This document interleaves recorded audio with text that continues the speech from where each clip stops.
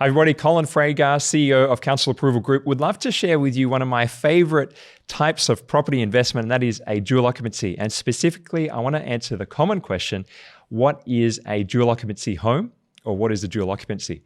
So a dual occupancy isn't really a common day language that we use. We use words like duplex or townhouse or subdivision, but a dual occupancy is a town planning use, and I just want to explain what that is. So a dual occupancy can be either attached or detached. So it's not just when you drive down the street and you pull up and you have a look at the house and you can see there's two fairly new dwellings. They look like they're the same one and they've got a common wall in between. Although that can be a dual occupancy, it's not all of the dual occupancy types that you can have. And actually, I don't think it's the highest and best use of the site often. So I just want to show you that on my notepad of the different types of dual occupancy. So first of all, we talked about an attached. So imagine, you got the street down here and you pull up in your car. So the first one we talked about is where there is a common wall and you've got two houses that are attached. That is an attached dual occupancy. You can also have another type of an attached dual occupancy where it runs like this. Okay, so with a common wall again, Yep, there's your street there. Okay, so some tricks and tips on this. If you are doing an attached dual occupancy, see if you can retain the existing dwelling. I promise you, you will literally save hundreds of thousands of dollars in my experience based on the ones that I've done, because you don't have to rebuild effectively for another $300,000-$400,000 another dwelling.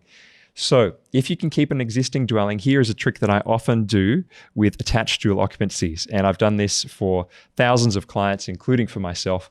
And that is, if you've got an existing dwelling and you've got the street here and you've got the house like this, and you've got a carport.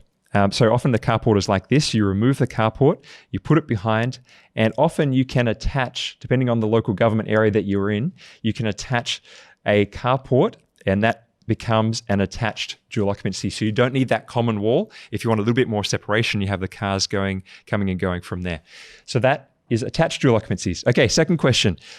Detached dual occupancies. What is a detached dual occupancy? A detached dual occupancy, as you probably guessed, is detached.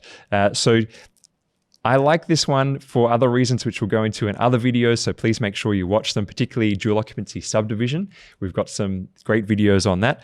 But imagine you've got an existing house, you can have a detached dual occupancy. And that is, of course, not joined together. So a dual occupancy is a great investment strategy. If you would like to know more, there's so much more for us to talk about in this little video. So make sure you look at the other videos. Alternatively, make sure you get your council approval guide, which you can get available from our website for free, and it goes into this strategy in more depth. And finally, if you do have a site that you're ready to start having a conversation with somebody about, please talk to the council approval group. Book us in for a consult, for a 30-minute complimentary consultation to talk about your property and what you want to achieve. Thanks for watching, and see you on the next video.